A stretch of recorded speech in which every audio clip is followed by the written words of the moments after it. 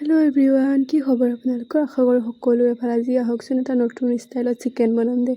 মানে মোৰ কাৰণে নতুনেই দিয়কচোন, আপোনালোকক দেখাম আৰু। এয়া প্ৰথমে চিকেনখিনি মেৰিনেট কৰি লওঁ বুলি পিঁয়াজ, আদা, নহৰু দি লোৱা হৈছে। তাৰপিছতে আহিছে মেইন বস্তুটো, সেইটো হৈছে দৈ।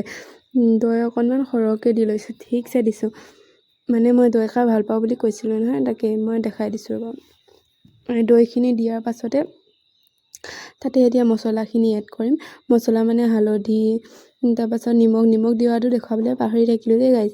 তাৰপাছত ৰেড চিলি, এইফালে গৰম মছলা, তাৰপাছত জিৰা পাউডাৰ, তাৰপাছত ধনিয়া পাউডাৰ অকণমান, আৰু চিকেন মছলাও দিছিলোঁ, সেইটোও দেখাবলৈ পাহৰিলোঁ।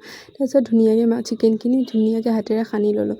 সানি লৈ পেলাই এইখিনি অকণমান 10 মিনিটমান থাকিবলৈ দিম। 10 মিনিট ৰখাৰ পিছত ইয়াৰ কালাৰটো চেঞ্জ হৈ গ'ল। তাৰপিছত কেৰাহী এখন পাতি ল'লোঁ গেছত ধুনীয়াকৈ।